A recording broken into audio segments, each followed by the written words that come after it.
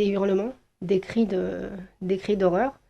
Donc, je traverse la coursive de la maison et je monte les escaliers et je tombe sur ma famille d'accueil en train d'enfoncer un bâton dans les fesses du bébé. Donc, c'est là que ça a commencé, quand je suis tombée sur cette scène.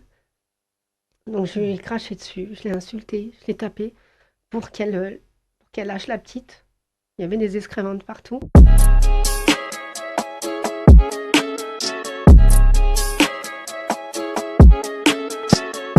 Je suis Lina, j'ai 38 ans. Je suis ingénieure commerciale dans le milieu des télécoms et de la bureautique. J'ai été placée de l'âge de 6 ans à l'âge de 9 ans avec ma petite sœur en famille d'accueil. Safia? Voilà, Safia, qui avait elle 4 ans à l'époque. Donc on a été placé en famille d'accueil en Île-de-France. Suite à... Donc on a été placé parce que nous loupions l'école quelquefois quand on était en primaire. Et parce que ça nous arrivait de temps en temps d'avoir des gros mots à la bouche.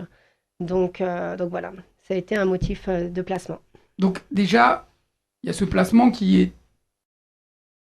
sensible, quoi. Parce que Totalement. même quand on entend ton témoignage et même quand on t'entend parler de ta vie, de ton enfance, enfin, tu expliques toujours que tu ne comprends pas pourquoi il y a eu ce placement. Tu avais des Du parents tout. très bien, il y avait de l'amour chez vous. Totalement. On était issus d'une grande famille, une famille nombreuse. On était aimés. On ne savait pas ce que c'était la peur. Les seuls pleurs qui pouvait y avoir quand on était petite, c'était parce que des fois on pouvait faire des caprices d'enfants. Jamais été malheureuse, jamais été maltraitée. Et un jour, on est venu nous chercher. Et c'est là qu'on a découvert les travers de la maltraitance. Donc tu étais très jeune quand tu as été placé dans cette Oui. famille. Alors, si tu peux nous dire qu'est-ce qui s'est passé par la suite, suite à ce placement, quelle a été votre vie à toi et ta sœur? Alors pendant ce placement, les premiers temps, ça a été, on va dire, à peu près normal. On était dans une famille qui avait déjà deux enfants. Il y avait aussi deux enfants placés. Donc il y avait un petit garçon qui avait 5 ans à l'époque et sa petite sœur qui avait un petit peu moins d'un an. Donc on était quatre enfants de la DAS à ce moment-là, plus les deux enfants de la famille d'accueil. Donc au tout début, tout se passe correctement, rien à signaler. On est accueillis dans cette grande maison, une très très grande demeure d'ailleurs, où il y avait un chien labrador, tout était parfait. Et un jour, j'entends des hurlements. Donc j'entends un bébé qui crie. Donc je Alors qu'il n'y a traverse, pas de raison? oui, Ok. un des enfants qui était placé avec son frère. Et donc là, j'entends des hurlements, des cris d'horreur. Donc je traverse la coursive de la maison et je monte les escaliers et je tombe sur ma famille d'accueil en train d'enfoncer un bâton dans les fesses du bébé. Donc c'est là que ça a commencé, quand je suis tombée sur cette scène. Donc je lui ai craché dessus, je l'ai insultée, je l'ai tapée pour qu'elle lâche la petite. Il y avait des excréments de partout. Et ma petite sœur est arrivée, puisqu'elle était toujours collée à moi, elle est arrivée Bien directement. sûr. Et ce qui s'est passé, c'est qu'elle a lâché le bébé et elle nous a emmenés dans la salle de bain et c'est là que ça a commencé pour nous. Des noyades dans l'eau glacée. Pendant à peu près un quart d'heure, on était dans la salle de bain, noyés dans l'eau froide, en train d'essayer d'échapper à ses mains. C'était très compliqué. Ma sœur essayait de se débattre, j'essayais de me débattre, on criait maman. On ne savait pas ce qui se passait en fait. C'était la première fois en fait qu'on vivait ça. On n'a jamais vu ça. Donc, bah, je vais te laisser continuer. Il s'est passé ce premier sévice. Enfin, c'était le premier Oui, d'un très très long ouais. périple, enfin, pour vous. Tu peux nous rappeler l'âge que tu avais à ce moment-là? À cette époque, c'était les débuts. Donc les prochains sévices, ça a été des enfermements dans la cave la nuit pour dormir dedans pendant des nuits complètes. dès qu'on faisait, on allait à la cave, les étouffements avec la nourriture pour ma petite sœur. Donc moi, j'ai pas été gavée à l'entonnoir, sauf que ma sœur a été gavée à l'entonnoir pendant ces 3 années. Donc j'attendais le matin à côté de la porte des toilettes qu'elle ait fini avec ma sœur. Donc c'était des minutes qui étaient interminables. J'entendais ma sœur hurler la mort. Je pouvais rien faire. Je pouvais pas l'aider parce que j'avais pas suffisamment de force. Donc j'attendais que ça se termine. Et après, ma sœur ressortait. Voilà, il y avait ça. Il y avait les abandons dans les bois. Nous abandonnait dans les bois, au bord des, d'une falaise. Donc on n'a jamais compris pourquoi nous avoir abandonnés un fameux jour au bord de cette falaise.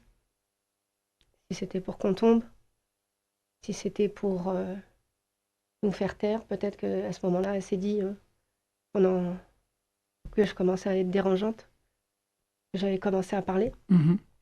Donc voilà, il y a eu ça. Il y a eu les étoiles avec les raviolis et elle nous faisait remanger notre vomi. Les prises d'alcool de temps en temps pendant la soirée apéro. Donc on nous forçait à boire du Malibu. Donc voilà. Après, des trous noirs. Le fameux médecin qui venait pour me faire des piqûres. Ouais, J'ai jamais su pourquoi. enfin, j'ai entendu parler de cette histoire. Parce qu'on a longuement discuté avec Lina. Euh, J'aimerais que tu nous en parles. C'est vrai que après, ça peut aller très loin dans ce qu'on peut imaginer ou penser, la raison du pourquoi, parce que c'est vrai qu'un être humain lambda, il va jamais comprendre pourquoi est-ce qu'une personne peut faire ça à des enfants. Mais je te laisse nous parler de cette histoire de piqûre qui est très, très bizarre. Donc il y avait un médecin qui venait de temps en temps pour me faire une piqûre. J'avais peur, je voulais pas parce qu'à chaque fois je m'évanouissais, donc j'étais plus consciente. Après ces moments-là, ben, c'est des trous noirs. Tant j'ai le cerveau qui a mémorisé énormément, ma sœur aussi. Et ces moments, la piqûre, c'était fini. Je savais plus ce qui se passait. Les moments de prise d'alcool, de Malibu, c'était les seuls moments où elle était un petit peu gentille avec nous. Donc nous, on était un peu contentes. On savait Mhm. pas ce qui se passait en fait. On avait le droit de manger des gâteaux apéritifs. On mangeait pas à notre faim en fait. Donc ces moments-là, on était heureuse parce que ben, on mangeait des chips, tout ce que les enfants adorent en fait. Et à ce moment-là, en fait, on savait qu'il y avait du Malibu, mais on savait pas ce que c'était en fait du Malibu. Puis vous saviez pas pourquoi est-ce qu'on vous Voilà. faisait boire. Donc voilà, totalement. Et les réveils en pleine nuit, quand vous êtes en train de dormir et qu'on vient vous chercher par les pieds dans votre chambre avec une lampe torche, que le mari part avec ma sœur dans les bras et que moi, je dois suivre de l'autre côté. Voilà, ça a été des choses comme ça pendant tout le temps où on était là-bas. Pendant combien de temps, Ça a duré Lina? 3 ans, pendant 3 ans. Pendant 3 ans, ça a été notre quotidien, notre quotidien. Et donc, suite, après ces 3 ans-là, qu'est-ce qui se passe pour toi et ta sœur? Après ces 3 ans-là, donc on voyait quand même ma mère le mercredi. Donc on avait notre là. Mais à la fin de ce placement, en fait, on est retourné chez notre maman. On a décidé de garder le silence parce qu'elle nous avait menacé de faire du mal à ma mère et que si on parlait, on reviendrait chez elle. Et on voulait préserver maman. C'est la question que j'allais te poser par rapport à l'école surtout, parce que vous Oui, étiez scolarisé. oui. Euh, pas une alerte, J'ai pas fait, les professeurs. j'ai eu un jour une grosse crise d'angoisse à l'école. Donc j'ai fait une très très très grosse crise. Et c'est ma petite sœur qui a réussi à me calmer, donc à m'apaiser lors de cette crise, puisqu'elle avait tendance à me mettre des petites bêtes dans mes vêtements, les petites bestioles qu'on trouve pour aller à la pêche et compagnie. Elle les mettait dans mes pulls avant d'aller à l'école. Et ce matin-là, en fait, à l'école, une des petites bestioles était retombée. Et donc, j'ai commencé à hurler, à crier. Et je m'étais cachée dans les toilettes. Donc, ma sœur m'avait rassurée. Et à ce moment-là, ils l'ont appelée. Et elle est venue. Et donc, elle m'a récupérée. Et depuis, on n'a plus remis les pieds dans cette école. Ok. Ça a été instantané. Elle nous a changé d'école peu de temps après. Pas directement après. Et puis il y avait cette pression qui faisait que tu savais que ce soit à l'école ou à tes parents, Oui, tu savais qu'il fallait surtout rien dire, quoi. il fallait surtout rien dire. Il fallait surtout rien dire, mais j'avais quand même parlé à quelques personnes de l'organisme de placement, de ce qui se passait, notamment la psychologue et l'assistante sociale. Sauf que quand je rentrais, bah, le soir, elle me disait je suis au courant que tu as parlé, en fait. Donc c'était l'horreur. C'était encore pire. C'était encore pire, c'était des tortures, l'eau, la baignoire, la cave. Donc je redormais à la cave. Donc voilà, ou des enfermements dans une pièce qu'elle avait où elle faisait tourner les machines à laver, où elle m'enfermait pendant des heures avec la radio et Saddam Hussein. Saddam Hussein. Ouais, donc j'ai eu. Ouais, je savais pas qui était cet homme jusqu'à ce que je grandisse. Et en fait, c'était constant, c'était la radio avec Saddam Hussein qui tournait en boucle et des enfermements pendant des heures dans une pièce à attendre qu'elle nous délivre.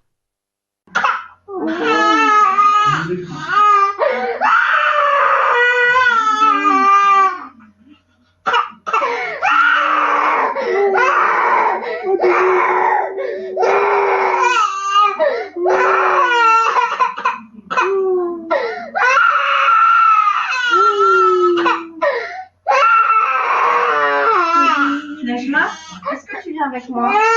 Bah ouais, non, t'as pas envie, d'accord. Tu dis au revoir à maman? Non, elle veut pas. Papa? Elle veut pas dire au revoir à maman. Elle veut pas partir avec les gens. Elle veut pas partir avec les gens. Non.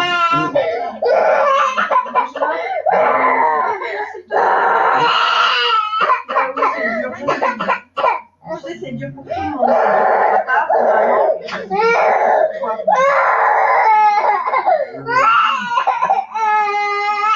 Elle va vous montrer ce que je vais bien.